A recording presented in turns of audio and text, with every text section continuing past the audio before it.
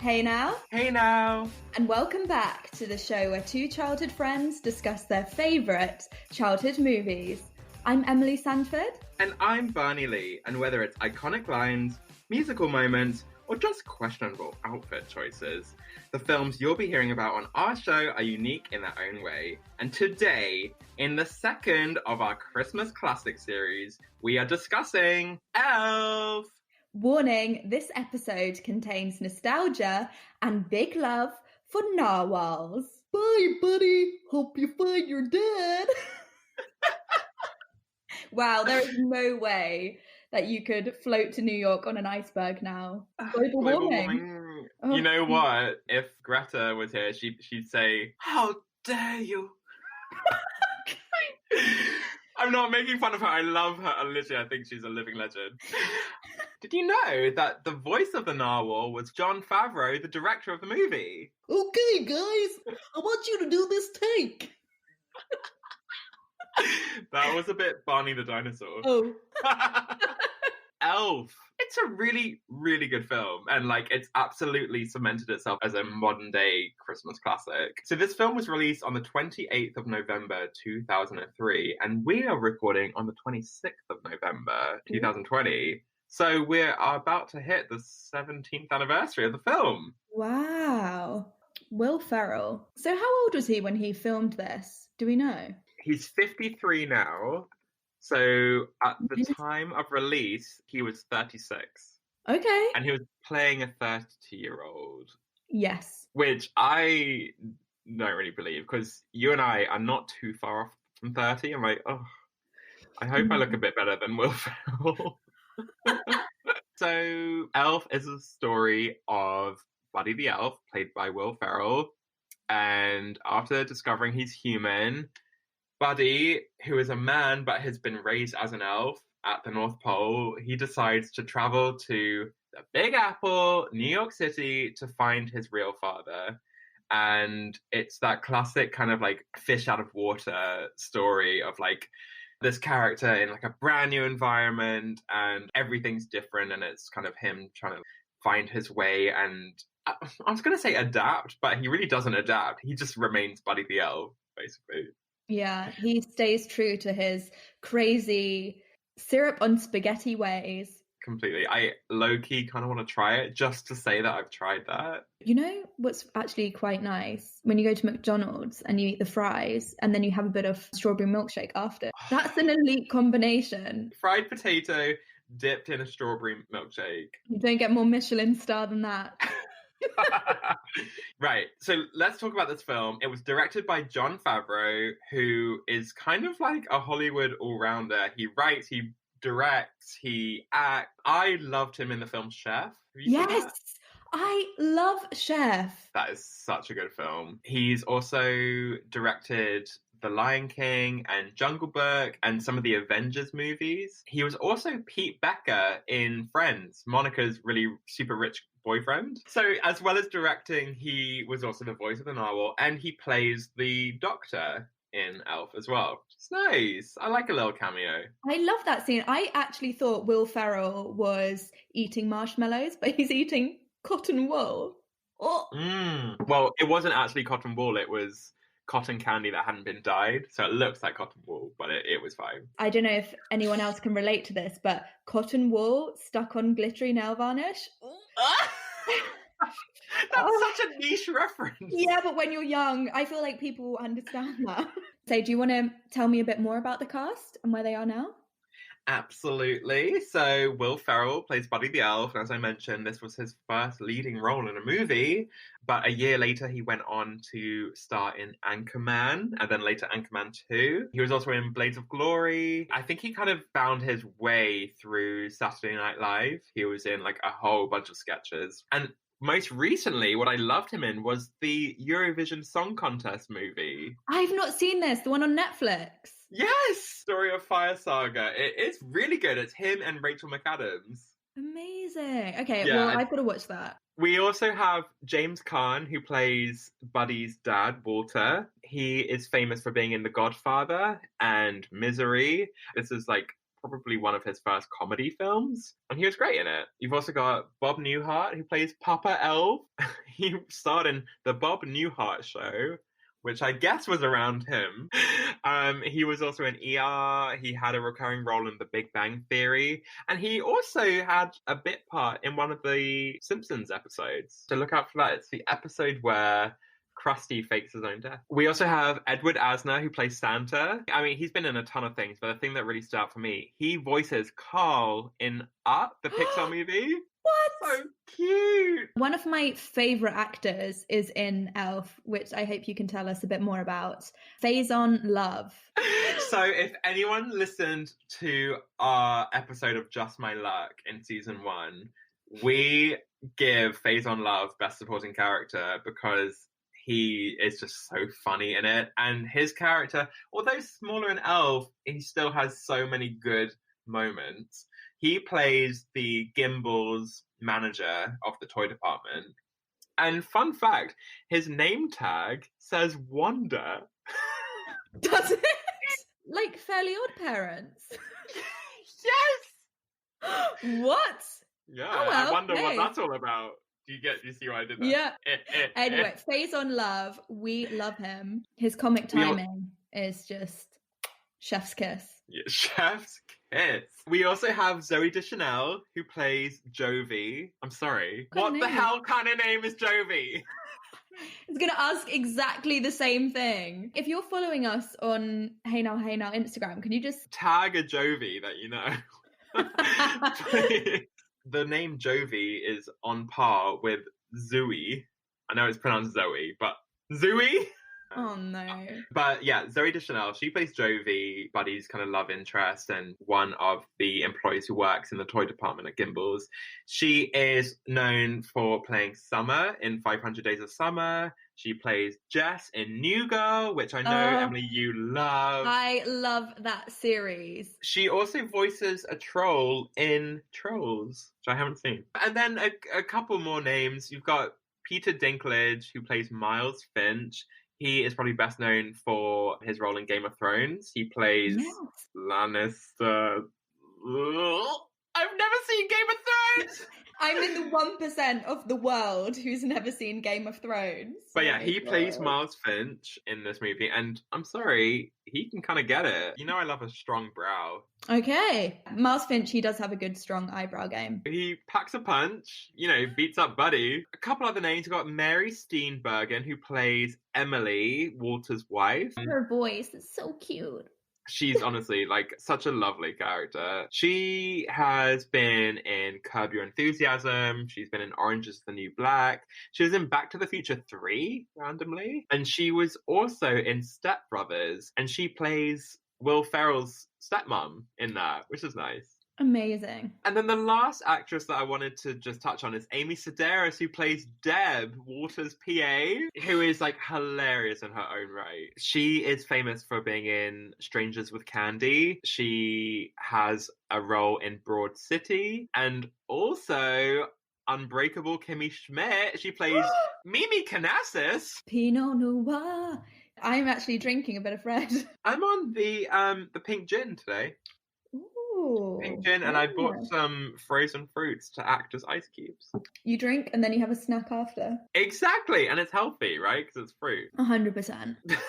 So before we get into it, just a couple fun facts that I thought would be fun to bring up. So did you know that Will Ferrell turned down $29 million to star in a sequel? So his reasoning is he thinks that the first film is so good and that the sequel would kind of water it down, and people would still play it at Christmas. They would, because they only play Elf at Christmas anyway. £29 million. I'm sorry. If it flopped, you could buy a Santa sleigh and some reindeer to just gallop you away into the distance and you'd never have to see anyone again. You'd be that rich. I know.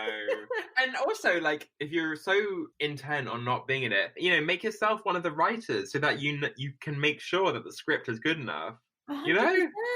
Also, did you know that this screenplay was kind of floating around since the 90s? And apparently, Jim Carrey was originally pegged to play Buddy the Elf. So I think the Grinch was the year after. So he got his Christmas moment. And I think he would have done a really good job as Buddy the Elf, but I can't see Jim Carrey having the same amount of like heart in his character. Will Ferrell, when he acts, he's got a very straight face and his delivery is very funny. Whereas Jim Carrey's very like, ooh, ah, you know, he's kind of like, ooh. He was like running in those revolving doors. Like, his face would be going all over the place. I'm glad Will Ferrell was Elf. Totally. And the last thing I have is that apparently throughout filming, Will had like a lot of headaches throughout filming just because of all the sugar that he had to eat. And I'm like, I'm sorry, you're being paid to eat sugar. Like, calm down. Just take a paracetamol and get on with it. What is my dream job? Get paid to eat M&Ms? Come on! The dream job doesn't exist.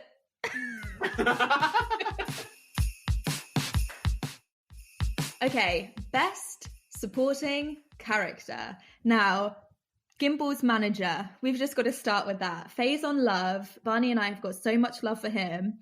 His comedic timing is perfection. He's so good. Okay, people, tomorrow morning, 10 a.m., Santa's coming to town. Santa! I know him. He's just that character that you can't help but fall in love with. Even though you're not really supposed to like him, he's like a bit bossy and he forces Buddy to work there for a bit. He's just so funny. I wanted to give a shout out to Deborah, the PA. She just had some really great moments. Even the first time I meet her when she's on the phone, she's like, oh, I don't know, Connie. I've never declawed kittens before. How many? 8? What scenario is this? And then she's like, bringing by the camper. Does that mean that she's so underpaid by Walter that she doesn't even live in an apartment? She lives in like a camper van somewhere in like Hoboken. Yeah, she's like the cat lady. Yes. You're from the North Pole. She's so cute. Yes. Oh, you're an elf. I want someone to send me a Christmas gram. Honestly, are these real things? Because I definitely want one or want to be one. In year 7, we had a play called My Father Christmas, and the director asked me and 2 others to go around all the other classrooms in costume to talk about the show and try and convince people to buy tickets to come. So I was an elf. My friend Chris was Santa. And I was wearing like tights around school. It was great. I felt like my true authentic self. I want to give a shout out to the mum, Emily, because she is just so sweet and understanding and lovely. She finds out her husband has an illegitimate son and she's like, oh my God, this is amazing. Like, oh, I'm so happy for you. There's just no judgment. She's like, cool, just get on with it. She's just so understanding and lovely. And she has the cutest voice in the world. She's so like, I don't know, soft and really sweet. And even when Buddy makes her, spaghetti with maple syrup for breakfast, she just humors him and like tries to eat it, which is so lovely. Aww. Like, speaking of that family, Michael, he's a legend. He's really funny. He's really cute. What do you think he is, like 12, 13? He's old enough to think nothing's cool, but like secretly wants to run around a department store and decorate the house for Christmas. Also in the beginning scenes, we have those few like claymation characters, like the Arctic puffin and the walrus. I just want to give a shout out to them, and the snowman as well, Leon the snowman. He looks like the KFC man. Anyone else see this? It's what is it? The mustache and the beard, right? Yeah, and the glasses. I've never been a KFC kind of gal. Their chips are like cardboard. So just gonna throw it out there. When Buddy's leaving for New York and the Arctic puffin's like, bye, Buddy. And then the walrus is like, there. So cute. I would love to pick some snowberries with the Arctic puffin. Oh, so cute. And so apparently the use of the kind of like claymation characters as a throwback to a Rudolph the Red-Nosed Reindeer animation from like the 60s. And it just evokes that kind of like classic Christmas movie magic. I know that like Jon Favreau was really intent on having as little CGI as possible in the film. Obviously, when the sleigh and the reindeer are flying, you have to do it for them. But the other stuff, like the claymation and the forced perspective shots when Buddy is sitting next to all the other elves who look a lot smaller, that's not special. That's not CGI. It's like just camera trickery to make amazing. the others look smaller. It's crazy. I think they did the same thing in Lord of the Rings. Not that I've watched it. Again, sorry, audience, if you're a Lord of the Rings fan. Maybe one day. Or maybe never. Yeah, keep Smeagol to yourself. I'm fine. Okay, so speaking of the naughty and nice list, now I personally think our best supporting character should be Charlotte Dennon, New York 1. That's her full name. That's her full name, by the way, if you guys were wondering. It's just that moment at the end. It's just so iconic. Michael is going through the naughty and nice list. He's like, "What's your name?" And she's like, "Charlotte Dennon." And then he reads the list and it says, "Charlotte Dennon wants a Tiffany engagement ring and for her boyfriend to stop dragging his feet and commit already." And she's like, "Who told you to say that?" Honey, we are all Charlotte Dennon, am I right? Tell me about it. I also want to give a shout out to one of the others on the nice list.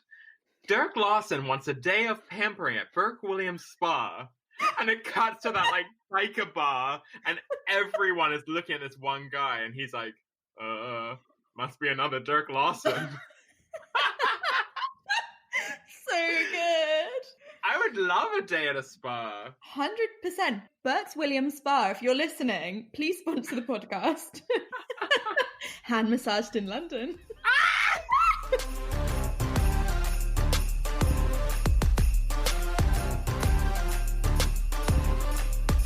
So next up, we are talking about best outfits. And I want to kick off with Buddy's green and yellow iconic elf suit. It's just, it's beautiful. So here's my question. How did he keep those tights so clean? He travels the world, basically. He goes all the way from the North Pole. He gets attacked by a raccoon. Honestly, and he's like squatting on like a block of ice. He's like side shuffling down the Lincoln Tunnel. Eating gum off the subway. Yeah, and like, honestly, those tights definitely smell like toe sweat and balls. Thank God smell-o-vision is not a thing in 2020, you know? And honestly, not a ladder in sight. How does he do it? Give me your secret, Buddy. I've been trying to do that clear nail varnish trick all my life. So you've got to teach me some stuff. Whoever said the clear nail varnish trick worked sits on a throne of lies. Now, I have to say, there's a lot of accessories in this film, which I like. We've got Papa Elf's half moon glasses. So cute. Very Yuletide, festive. I'm into it. We've got pom-poms going on with all the elves. Fluffy and cute. And the little elf shoes that have the curl at the tip. Oh, so cute.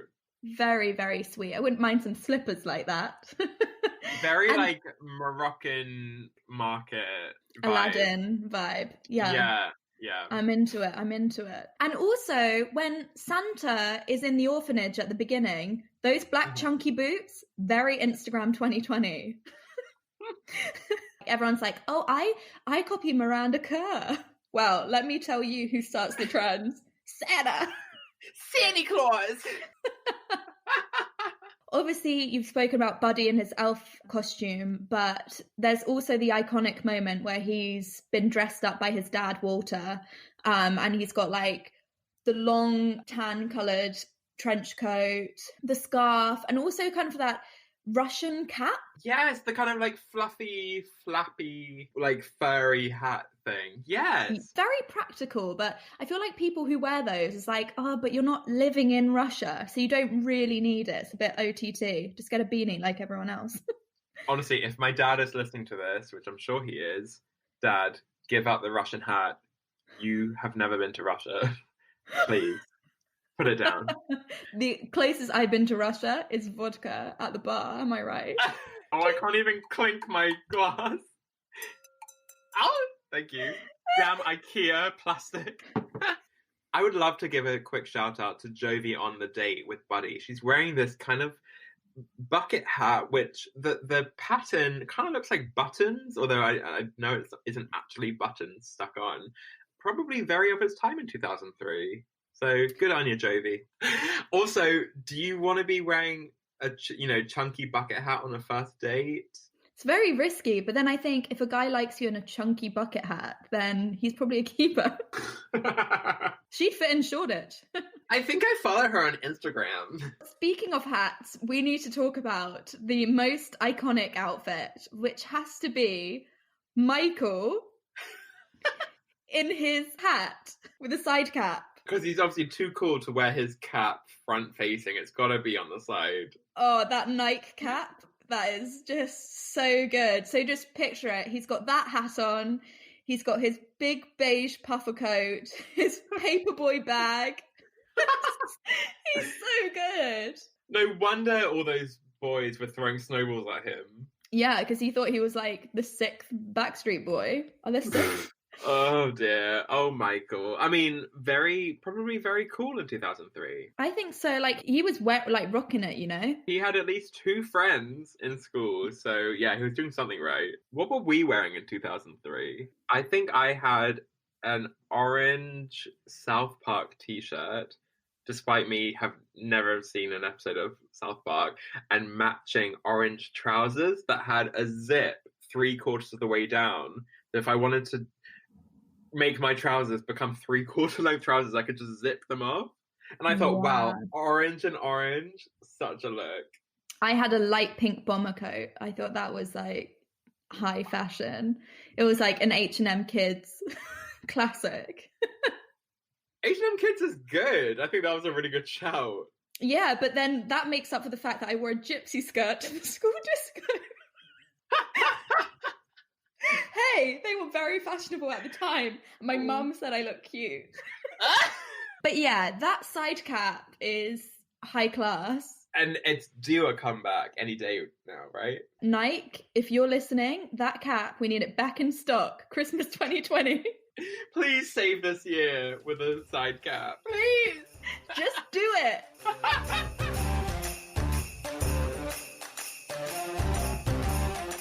All right, so best musical moment. Now, this film is composed by a guy called John Debney. You can listen to the soundtrack on Spotify if you're interested. And there's some really nice Christmas songs in this film, obviously. Well, duh, it's a Christmas film. But do you want to tell me one of your favorites?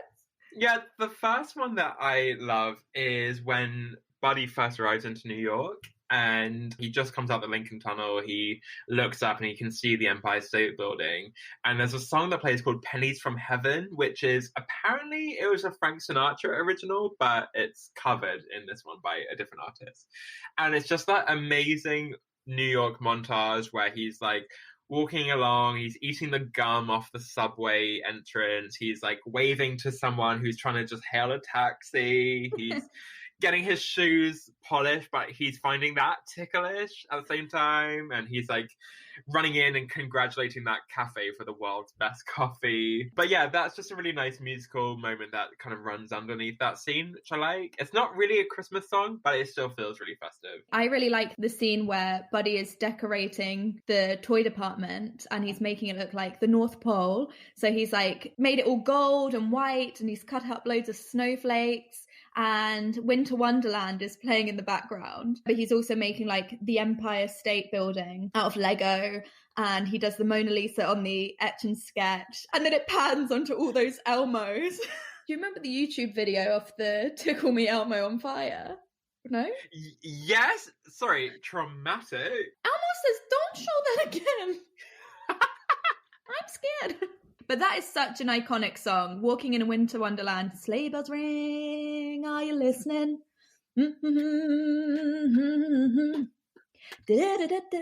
Oh, she's still going. Send us a DM if you want a Christmas a cappella album from Emily Sanford. -1 DMs. Speaking of a cappella, I love when Buddy comes into Walter's office and Walter's like, oh, you're a Christmas ground, don't you have a song to sing? And Buddy's like, a song? Okay. And he's like, I'm here with my dad, and we never met, and he wants me to sing him a song, and I was adopted, but you didn't know I was born, so I am here now. I found you, Daddy, and guess what? I love you, I love you, I love you. What tune is this? So cute. I'd love a Christmas remix of that song. Throw some jingle bells on and you're golden. I love you, I love you, I love you. You know, at school, when you got to, in music class, when you got to play with the keyboard sound effects, it was like, oh, yeah, come on. Come on. DJ. Yeah. Whoever is a music teacher literally has the best job ever. Like, none of those kids in your class are going to be Mozart, so all you have to do is sit there whilst they pretend to strum a guitar. We should also give a shout out to the scene where Buddy is sent to work in the mailroom of the Empire State Building, and he's been given some alcohol, I guess, for the first time. And it cuts to him doing that kind of like, you know, the kind of like Russian dance where you squat and then you jump up and you like rest on your heels and then you squat again. Like, oi, and they're singing like, whoop, there it is. Whoop, there it is. Barney and I rewatched the film before we record this, and when I watched that, I was like, I miss nights out so much. When we are allowed to go back out, have freedom again, I'm going to be Shakira on the dance floor. Completely. And you know me, like, I'm not one for like long nights at the club.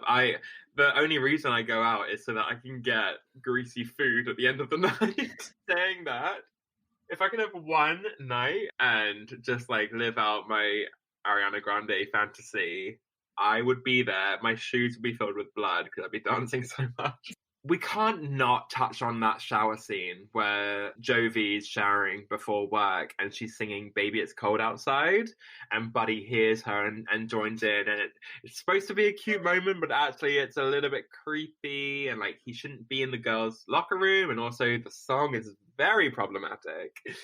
But it's still iconic. Everyone remembers it. So I definitely want to give a shout out to that. Baby, it's cold outside. Do you know what? The Idina Menzel version with Michael Bublé is perfection. Yeah, but she forgot the words when she performed it on The X Factor. I know that's such a niche reference, but I remember it. And it was so cringe to watch. My guy friend said to me the other day, he said, there's only two things you can guarantee in life. That's death and Michael Bublé at Christmas. And he isn't wrong. He is not wrong. And thank God he's not. Yeah, no, that song is a bit... It was written nearly like 100 years ago and it was of a different time. But the imagery behind the song isn't the most woke.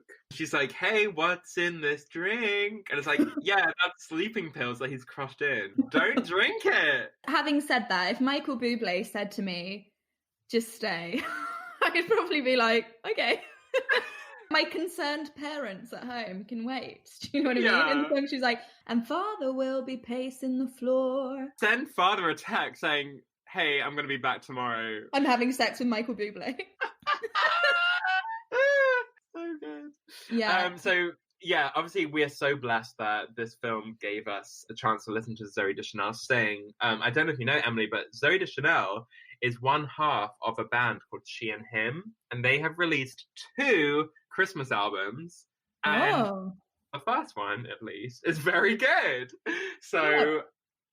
Do you know what? Releasing a Christmas album is such a good idea if you're an artist. Like, the royalties are just on fire. Mariah Carey, she is like living her best life because of her Christmas album. Remember when we saw her in concert? And let me tell you, she is so rich because she said to the audience that on Christmas Day, she has real reindeer in her garden. No, but I think she gets about $4 million in royalties alone every year just because of that song she recorded 26 years ago. Oh, honey, your kids are getting those AirPods. That's so lucky. Those kids are owning Apple at that rate. So we get to hear Zooey Deschanel sing, who's so good in that scene, but it's actually, I think, the last scene where she sings that we are going to crown best musical moment. Oh, yes, we are. So it's when Jovi basically decides that there needs to be some more Christmas spirit, and she thinks, okay, do you know what? I'm just going to stop being shy about singing in public. And she goes and basically stands in the crowd, and then she starts singing, Santa Claus is coming to town. He's making a list. He's checking it twice. And then everyone like turns around, don't they? Which is so good. Wouldn't you just die on the spot? Because What, it takes a long time for everyone else to join in, so she's just singing alone for a while. Do you know what? Fair play to Emily, because her and her cute little voice, she really steps in. She can't sing, but it's fine. She sings, he sees you when you're sleeping. He knows when you're awake. He knows if you've been bad or good. Also, he sees you when you're sleeping. Santa sees you when you're sleeping. He knows when you're awake. He loves it when you shower. Deleted lyric. So next we're moving on to best quotes, and oh my god, Emily, I did not realize how much of this dialogue is quotable. It's such a funny film. Of course it's quotable. Now, our podcast is usually like 35 minutes. It's probably going to be about 50 because there's so many quotes. I feel like we should just get straight into it. Right at the beginning, when Buddy is testing the Jack-in-the-Boxes in the North Pole, he overhears a conversation between two of the elves, and they go, "Hey, Foom Foom, hate to do this to you, but can you help me with those Etch-a-Sketches?" He's like, "No problem." And he goes, "Thanks, man, I appreciate it. I already got Lum Lum and Choo Choo pulling doubles." Lum Lum and Choo Choo! Honestly, whoever wrote this, where is the Academy Award? Seriously, M&M and Bon Bon, love that. So good. Right at the beginning, there's another elf quote, which is when Papa Elf is explaining like the different kind of jobs elves can have. And then he's like, there's the elves that make shoes while the old cobbler sleeps. And then there's an elf that goes, lazy bum, couldn't even make a clog. The elf that bakes cookies in a tree. I want to make shoes. I would love to bake cookies in a tree. That sounds like such an ideal job. How so wholesome. Right, except for the risk of fire. I also like when Buddy's like, "It seems I'm not an elf," and then they're like, "Of course not. You're 6'3" and you've had a beard since you were 15." Been there, like bum fluff on the chin. Ugh. Oh, see, you're either grown a beard at 15 or you're like still waiting for a beard at 25. There is no in between. I also love when Santa is giving advice to Buddy before he goes to New York, and he's like, "And if you see a sign that says Peep Show, that doesn't mean that they're letting you look at presents before Christmas." Hey, that could be a present if you want. It's just a different type of present you're used to. Dirk Larson wants that, along with his spa. Oh no! So there's the line where the fake Santa Claus is like, oh, what are you talking about? I'm Santa Claus. No, you're not. Oh, why of course I am. And then Buddy goes, well, if you're Santa, what song did I sing for your birthday this year? And he's like, happy birthday, of course. and Buddy's like, oh, damn, that is such a good one. Actually, anytime that Buddy's in the department store is so funny. When he's walking through the perfume department and she's like, passion fruit spray? And he's like, fruit spray? Sure. And he grabs the bottle and sprays it directly into his mouth. He's like, ah! Oh my god, imagine working on the Estee Lauder counter and someone comes in and does that. You'd be like, oh my wow. god, core security. Hey, speaking of, oh my gosh, that line where he's doing the Christmas Gram song and Walter whispers to his PA Deb, I think we should call security. And she's like, good idea. And then Buddy jumps in and is like, I like to whisper too. And then the security guards, when they're dragging him out, is like, yeah, why don't you go back to Sandyland? Sandyland. That's cute. That's cute. Okay, now obviously it's no secret that Faison Love is my favourite character in this film. And when he's like, there's no singing in the North Pole. Yes, there is. No, there's not. His delivery is so amazing. And also when he's talking to Jovi and he's like, 6-inch ribbon curls, honey. And she's like, that's impossible. 6 inches. You seen the place? Pretty good. They must have brought in a professional. I don't know why, but someone's gunning for my job. But look, let's stick together on this. If you get wind of anything, call me on my radio. Channel 3, code word is Santa's got a brand new bag. Santa's got a brand new bag. So good, honestly. He's got a million. Everything is quotable when it comes to Faison Love. There's a classic quote which Buddy says, but the moment that I really love is when he's waiting for Michael to finish school, and he's like, Michael, it's me, your brother. Like, and he's chasing after Michael because he's like, oh my god, get me away from this crazy man. And he's like, wow, you're fast. I'm glad I caught up to you. I waited 5 hours for you. Why is your coat so big? So, good news. I saw a dog today. Have you seen a dog? You probably have. How was school? Was it fun? Did you get a lot of homework? Huh? Do you have any friends? Do you have a best friend? Does he have a big coat too? It's a big old coat. He's going to grow in. You know when your parents are like, oh, you'll grow into it. You never grow into it. Just buy something that fits. And Michael also has that line when he's having dinner with the family and Walter, his dad, is like, I'm going to take my food into the bedroom. I've got a lot of work to do. And then Michael says to his mum, can I eat in my room? And she's like, no. And he goes, why not? Dad's eating in his room. I'm way behind on my homework and I got a bunch of stuff to go over. Where's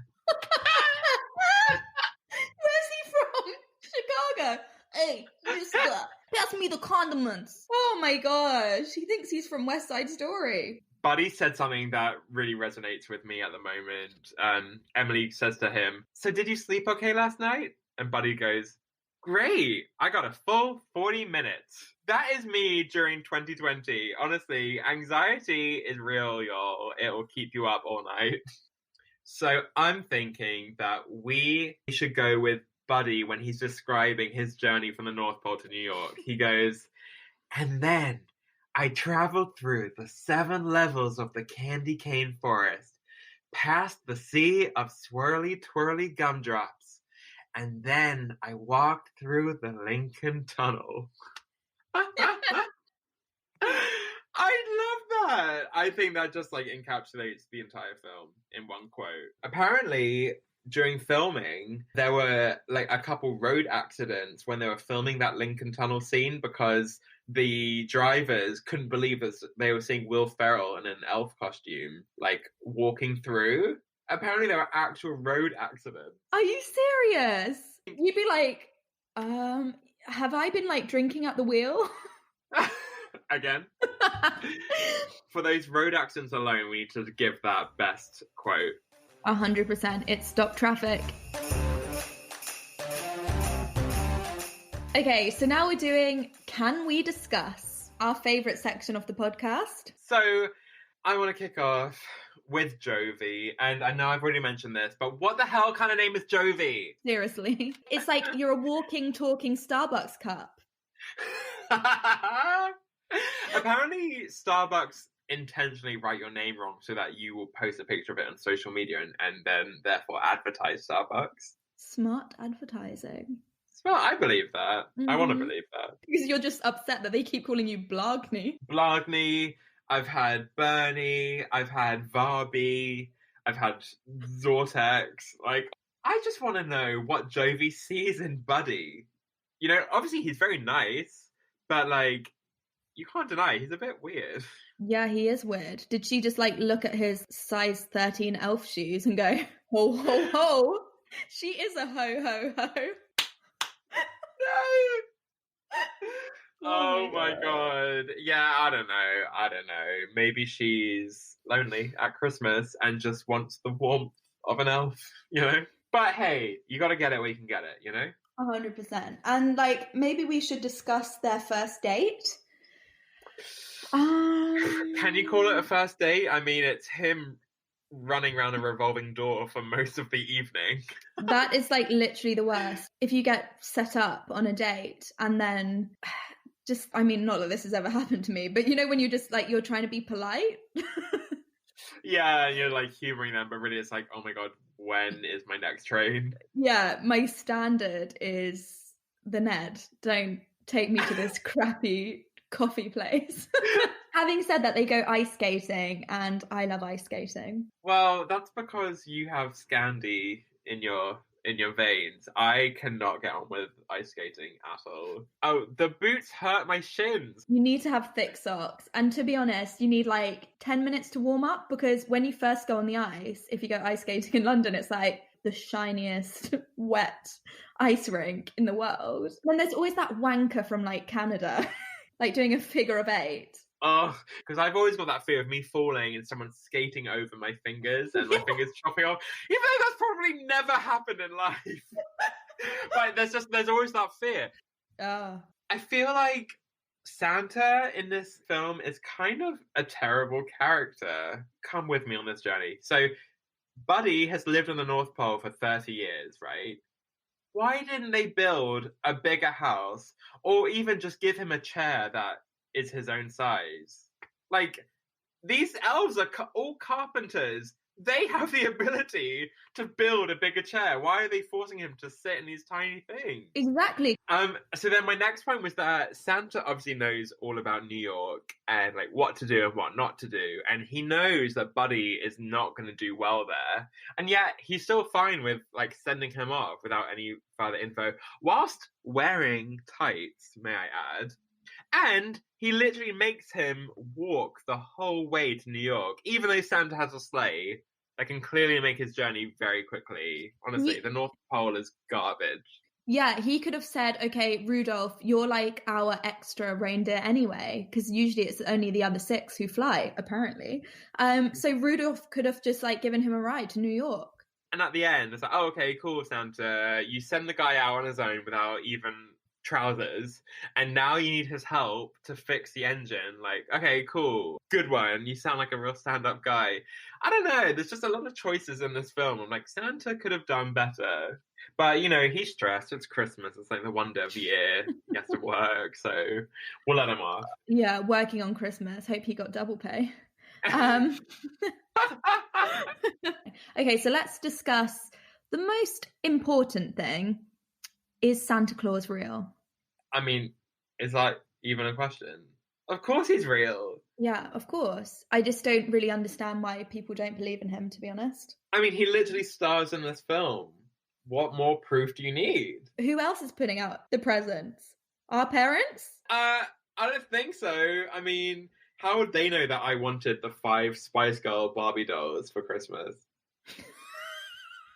I wish that was a joke. Yeah, Santa is so real. And do you know what? He's such a grateful man as well. Because one year we ran out of mince pie. So then my dad suggested, oh, why don't you just put out some cheese and onion crisps? I'm sure he'll have that.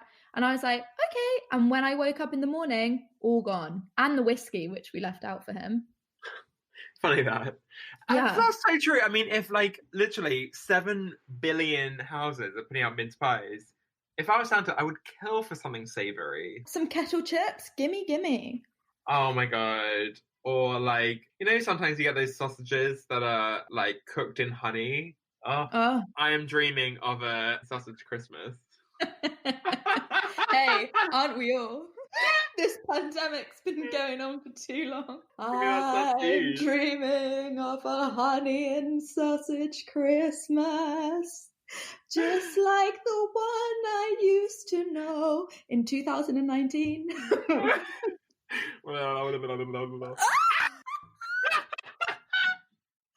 Oh my God. End podcast. Abort. Podcast cancelled.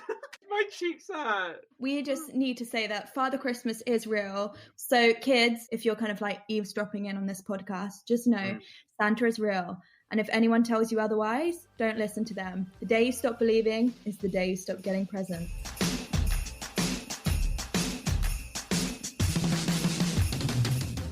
So, Emily, we have reached the trivia. There's no singing in the North Pole. Oh, okay. Okay, so I'll start. What is the name of the engine Papa Elf made for Santa's sleigh back in the 60s? Huh? Name of the engine? He gives it like a nickname. Vroom, vroom? I don't know. Oh, Barney, I'm a cotton-headed ninny muggins. You're not a cotton-headed ninny muggins. I actually don't know. It's called the Kringle 3000. Ooh. Fancy. Very fancy. Okay, my question for you. Where do reindeer get their magic from? Is it their hooves? No. What is it? Christmas spirit. Well, I'm embarrassed. You're going to have words with Foom Foom. Hey, you leave Lum Lum out of this. Okay, here's my next one for you. What are the elves' 4 main food groups? Candy. Yes. Candy canes. Yes. Candy corn. Yeah. And syrup. Yes. You like sugar, huh? Is sugar and syrup? Yes. Then yes. You got it. Well done. Thank you. Okay, so now I want you to tell me the Code of Elves. There's 3. You know, in the beginning scene where we see Will Ferrell for the first time and he's kind of like sitting at the desk and he's really massive. Yeah. And the teacher's like, okay, now I want you to tell me the Code of Elves. Do you remember there's the 3 Okay, so codes? the last one is, there's room for everyone on the nice list. Yes, that is one of them. Oh God, I think that's all I know. Oh God, it's like, you should treat every day like Christmas. Yes! The final one, I'll give you a little bit of a clue. The last one is basically one of the main quotes of the film. You'll know it. It's something that Jovi says near the end. Oh, is it when she's like standing on that sleigh thing? The best way to spread Christmas cheer is to sing it loud for all to hear. Yes, it's singing loud for all to hear. Woo! Woo-hoo! Oh, that took me a minute.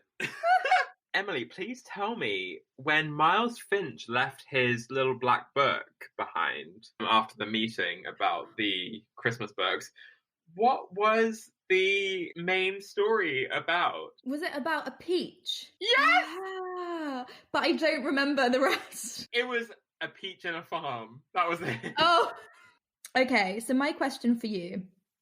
In the beginning scene, when all the elves are making toys, yeah, they're getting a bit upset with Buddy because he's really slow and making etch-a-sketches. So how short is Buddy on today's quota? He made 85, so he's how many off the pace? Is it 915? Yes!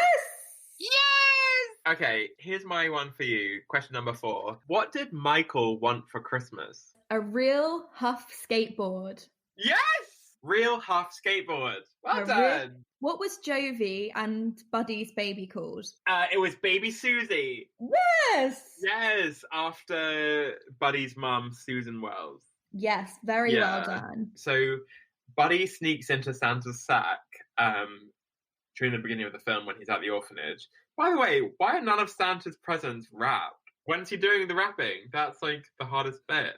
Anyway, when Buddy climbs out of the sack when he's back at the North Pole, Santa sees him and says, what? What in the name of Sam Hill is that? Yes! And apparently, Sam Hill is an American English slang term for the word devil, apparently. Yeah, I looked that up as well. So speaking of Santa, when he's giving the advice to Buddy about moving to New York, he says, there are 30 Ray's pizzas that claim to be the original, but the real one is where? On 11th. Woohoo! Yes! Excellent! This film is full of gems. I'm so glad we deconstructed it. So, dear listeners, you know that I'm in Oslo, but I am going to be back during Christmas, so I need to get to London. And if my Scandinavian Airlines flight is cancelled because of COVID, how am I getting back? Well, I would suggest that you travel via iceberg through the 7 levels of the candy cane forest and pass through the sea of swirly twirly gumdrops. And then, I don't know, maybe you could walk through the Lincoln Tunnel. Sounds great. I mean, if you want to end up in New York and then, I don't know, hitch a ride back to London. So guys, thank you so much for listening to another episode of Hey Now, Hey Now's Christmas Classics. And make sure to tune in next week for another iconic movie. I'm gonna give you to the count of 10 to get your ugly, yellow, no good keister of my podcast. Keep the change, you filthy animal.